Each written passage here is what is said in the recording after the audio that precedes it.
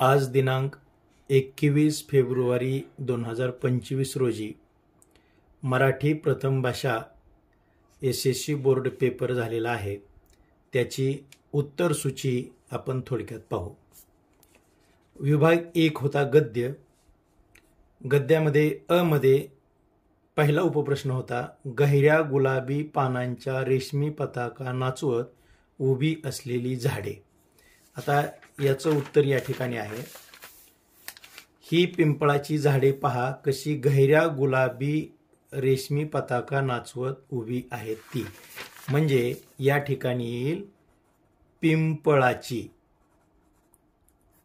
असं उत्तर येईल। त्यातला दुसरा प्रश्न आहे, मधुमासाचे लक्षण सुंदर रीतीने वर्णन करणारे संत। तर याचंही उत्तर इथंच आहे, मधुमासाचे लक्षण ज्ञानेश्वरांनी सुंदर रीतीने वर्णन केले आहे। म्हणजे या ठिकाणी येईल संत ज्ञानेश्वर। त्यानंतर पुढे जाऊया, दुसरा आहे त्यातला प्रश्न, वसंताच्या पुष्पमुद्रेचे चिन्ह लिहिलेले महिने। आता या ठिकाणी चैत्र महिना दिलाय आणि दोन बाजूचे विचारलेले। तर चैत्र महिना हा पूर्ण वसंत ऋतूमध्ये येतो आणि त्यातला फाल्गुनातला अर्धा भाग आणि वैशाखातला अर्धा भाग असतो। म्हणजे या ठिकाणी सुरुवातीला येईल फाल्गुन आणि इथं पुढे येईल वैशाख असं उत्तर या ठिकाणी येईल। त्यानंतर पुढे जाऊया, महर्षी धोंडो केशव कर्वे यांना करावयाची असलेली दोन कार्य। इथं दोन कार्य विचारले आहेत, एक जटिल कार्य विचारलंय आणि दुसरं अटीतटीचं कार्य विचारलंय। तर याचं पहिलं जटिल कार्य जे आहे ते जटिल कार्य या ठिकाणी दिलेलं आहे बघा। एका टोकावर स्त्री साक्षर करणे हे जटिल कार्य। म्हणजे इथं येईल एका टोकावर स्त्री साक्षर करणे हे जटिल कार्य येईल। आणि दुसरं विचारलंय अटीतटीचे कार्य। इथं पाठीमागे दिले अटीतटीचं कार्य, पुरुषांच्या बरोबरीने स्पर्धेत उतरवणे। तर पाठीमागे काही भाग आहे, दुसऱ्या टोकावर तिला पुरुषांच्या बरोबरीने स्पर्धेत उतरवणे हे अटीतटीचे कार्य। म्हणजे पुरुषांच्या बरोबरीने स्पर्धेत उतरवणे हे अटीतटीचं कार्य या कर्वे यांना करायचं होतं। त्यानंतर पुढे जाऊया, नावे लिहा। इथं पहिले दिले महर्षी कर्वे यांचे जन्मगाव। या ठिकाणी दिले बघा, रत्नागिरी जिल्ह्यातील खेड तालुक्यातील शेरावली या ठिकाणी येईल शेरावली हे जन्मगाव आहे। पुढे दिले वाङ्मयाची जननी। तर वाङ्मयाची जननी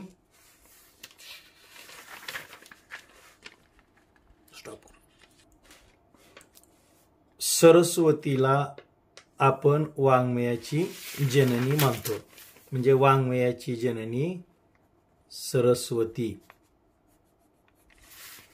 त्यानंतर पुढे जाऊया, उतार्याच्या आधारे सूचनेनुसार कृती करा। खालील विधाने चुकी बरोबर लिहा।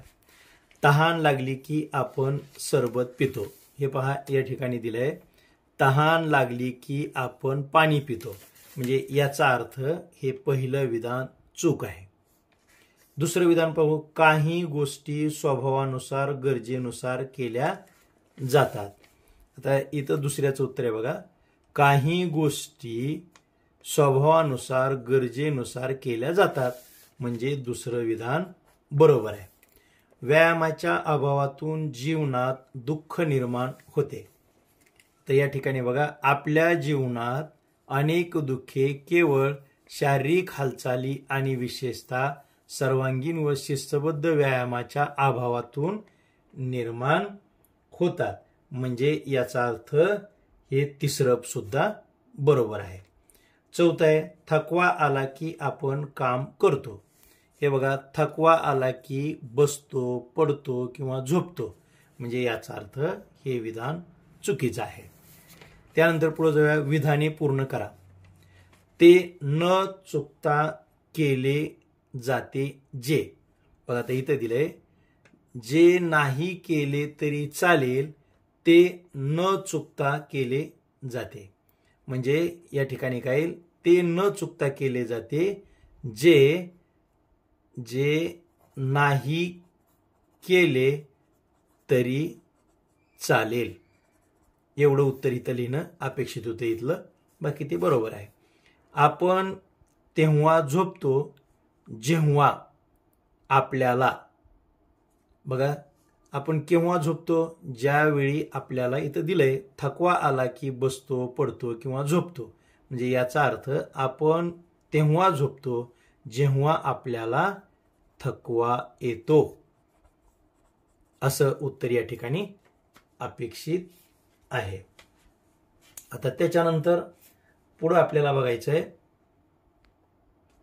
पुढं पद्यावरचा प्रश्न आला होता, मुलीचा आत्मविश्वास व्यक्त करणाऱ्या कवितेतील 2 ओळी शोधून लिहा. आता पहिली ओळ या ठिकाणी आपल्याला सांगता येईल, मी दोन्ही करू शकते एकाच वेळी तू करशील. या वाक्यामधून त्या मुलीचा आत्मविश्वास व्यक्त होतो. हे 1 नंबरचं उत्तर असेल, ह्याला आपण 1 म्हणू.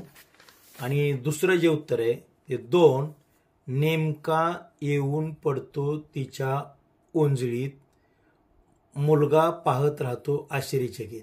म्हणजे उंच उडवलेला चेंडू आभाळाला शिवून नेमका येऊन पडतो तिच्या ओंजळीत. नेमका पडतो म्हणजे त्या ठिकाणी सुद्धा त्या मुलीच्यामध्ये त्या खेळाविषयी असणारा आत्मविश्वास दिसून येतो. म्हणून या ठिकाणी 2 नंबरला नेमका येऊन चेंडू पडतो तिच्या ओंजळीत हे उत्तर योग्य असेल. पुढं खालील शब्दसमूहाचा तुम्हाला समजलेला अर्थ लिहा. पहिला विचारलाय घराचा झरोका. घराचा झरोका म्हणजेच इथं येतं खिडकी. त्यानंतर भातुकलीचा खेळ. भातुकलीचा खेळ म्हणजे खोटा खोटा संसार. खोटा खोटा संसार असं त्याचं उत्तर येईल. त्यानंतर पुढे जाऊया आपण. खालील मुद्द्यांच्या आधारे कोणत्याही एका कवितेसंबंधी खालील कृती सोडवा. या ठिकाणी 2 कवितेची नावं दिलेली आहेत. त्यापैकी पहिली कविता आहे उत्तम लक्षण. याचे कवी विचारलेत 1 मार्कासाठी. याचे कवी आहेत संत रामदास आणि कवितेचा विषय आहे उत्तम माणसाची लक्षणे.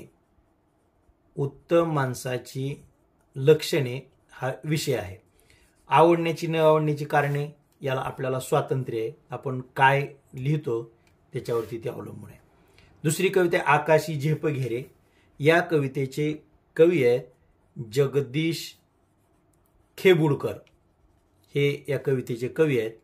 आणि कवितेचा विषय आहे 1 मार्कासाठी विचारलाय की स्वसामर्थ्य व स्वातंत्र्य मोलाचे असते.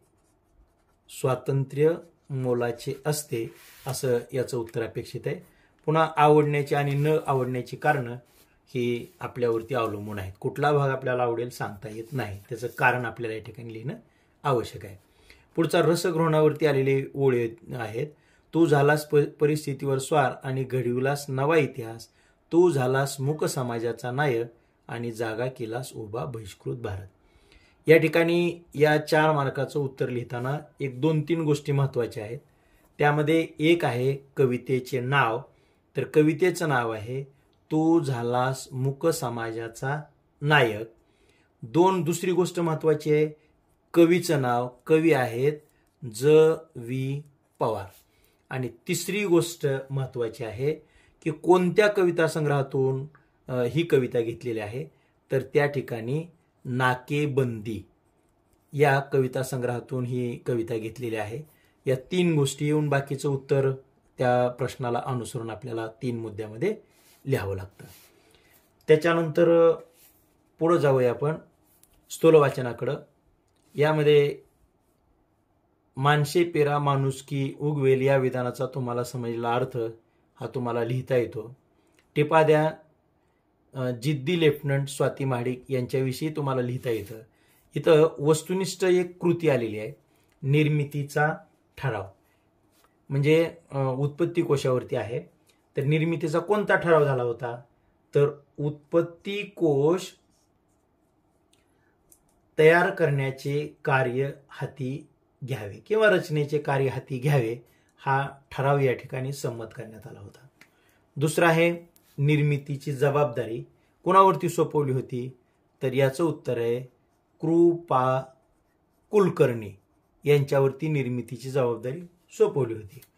आता कोशाचे प्रकाशन कधी झाले? तर ते म्हणजे पहिले कोशाचे प्रकाशन झाले 1946. हे उत्तर या ठिकाणी अपेक्षित होते. याला 3 मुद्द्याला 3 मार्क आहेत. आता आपण चौथ्या विभागाकडे जाऊ. इथं काय दिलं होतं? जोड्या लावा. पहिला शब्द आहे आई वडील. आता आई वडील हा जो शब्द आहे तो इतरेतर द्वंद्व समासाचा आहे, आई आणि वडील. दुसरं आहे पंचवटी.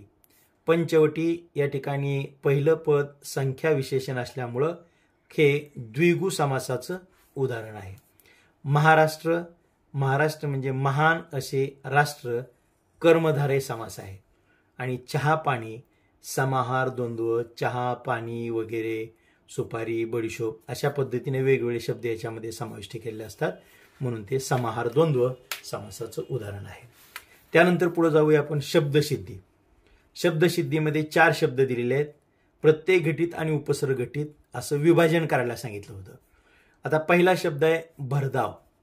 भरधाव, धाव म्हणजे धावणे, भर म्हणजे वेगानं, म्हणजे भर हा उपसर्ग लागलेला आहे, म्हणून या ठिकाणी भरधाव हा शब्द उपसर्ग घटित असेल. दुसरा शब्द आहे लाजाळू. लाजाळूमध्ये लाज हा मूळ धातू आहे आणि ळू हा प्रत्यय लागलेला आहे, म्हणून या ठिकाणी लाजाळू हा जो शब्द आहे तो प्रत्यय घटित शब्द आहे. त्यानंतर तिसरा आहे गुरुत्व.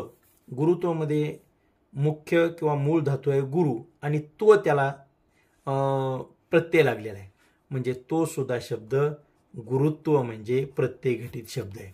आणि शेवटचा आहे नाउमेद. उमेद हा मूळ धातू आहे आणि ना हा त्याला उपसर्ग लागलेला आहे, म्हणून नाउमेद हा उपसर्ग घटित शब्द आहे. त्यानंतर आपण पुढे जाऊया वाक्प्रचाराकडे. पुढचा प्रश्न आहे वाक्प्रचार. खालीलपैकी कोणत्याही 2 वाक्प्रचाराचा अर्थ सांगून वाक्यात उपयोग करा असा प्रश्न असतो 4 गुणासाठी, म्हणजे एका वाक्प्रचाराला 2 गुण आहेत. पहिला वाक्प्रचार होता निष्कासित करणे.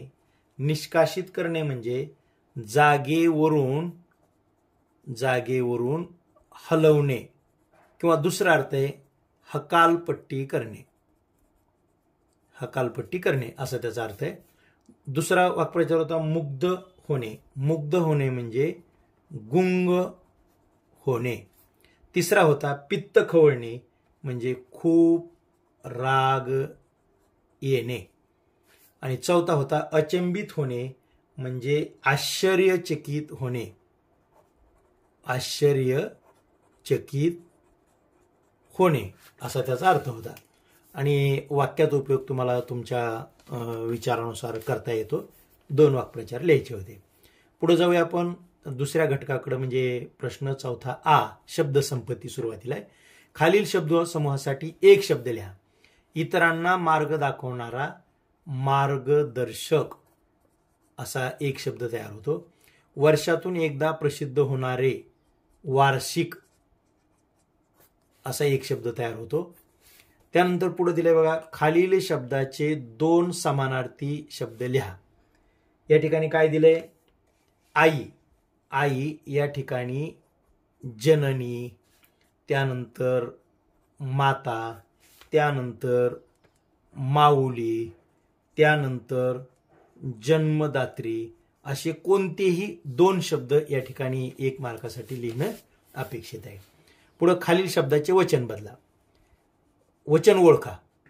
वचन ओळखा म्हणून विचारले. वचन बदला कधी विचारलं जातं, कधी ओळखा. आता नदी. नदी ही 1 आहे, अनेक असेल तर नद्या आला असतं. नदी म्हणजे 1 वचन आहे आणि अनेक वचनामध्ये काय होतं? नद्या. आता इथं गोट्या आहे. गोट्या म्हणजे अनेक वचन आहे आणि 1 वचन असेल तर गोटी असेल, अनेक वचन. फक्त वचन ओळखायला सांगितलं होतं. नदी 1 वचन आणि गोट्या अनेक वचन. त्यानंतर पुढे बघा, खालील शब्दातील अक्षरापासून 2 अर्थपूर्ण शब्द तयार करा असं आपल्याला विचारलंय. परंतु मुद्दामपणे त्यांनी सांगितलंय दुकान आणि दार हे शब्द वगळून तयार करायला सांगितले. मग हे 2 शब्द सोडून आपल्याला 2 शब्द विचारलेत, अर्ध्या मार्काला 1 शब्द आहे, तर त्याच्यापासून शब्द तयार होतील. कान हा एक शब्द तयार होईल अर्थपूर्ण, नर हा शब्द तयार होईल, त्याच्यानंतर कार हा शब्द तयार होईल. असे फक्त आपल्याला 2 शब्द या ठिकाणी विचारलेले आहेत. पुढचा प्रश्न आहे, लेखन नियमानुसार लेखन करा. 2 गुणासाठी आहे. कोणतेही 4 शब्द सोडवणं अपेक्षित आहे. एका शब्दासाठी अर्धा मार्क आहे. शब्दांचा गट दिलाय, त्याच्यामधला बरोबर शब्द आपल्याला ओळखायचा आहे. या पहिल्या गटामधला हा निर्मिती हा शब्द बरोबर आहे. त्यानंतर दुसरा जो गट आहे त्या दुसऱ्या गटामधला हा पहिला शब्द सुशिक्षित हा शब्द बरोबर आहे. तिसरा गट आहे, तिसऱ्या गटामधला ऐतिहासिक हा शब्द बरोबर आहे. चौथा गट आहे, चौथ्या गटामधला परिस्थिती हा शब्द बरोबर आहे. पाचवा शब्द दीपावली हा दीपावली शब्द मराठीमधला बरोबर आहे. आणि शेवटचा 6वा शब्द आहे विद्यापीठ हा विद्यापीठ शब्द बरोबर आहे. त्यानंतर आता पुढचा प्रश्न आहे, 1 मार्कासाठी विचारला जाणारा प्रश्न आहे, विरामचिन्ह ओळखायचे आहेत, त्यांची नावं लिहायची आहेत. पहिलं आहे प्रश्न चिन्ह, त्याच्यानंतर दुसरं आहे स्वल्प विराम, हे चिन्हाचं नाव आहे. त्याच्यानंतर पुढे जाऊया आपण, पारिभाषिक शब्द. 2 इंग्रजी शब्द दिले जातात, दोन्हीच्या दोन्ही आपल्याला त्या शब्दाचे मराठी अर्थ लिहायचे असतात.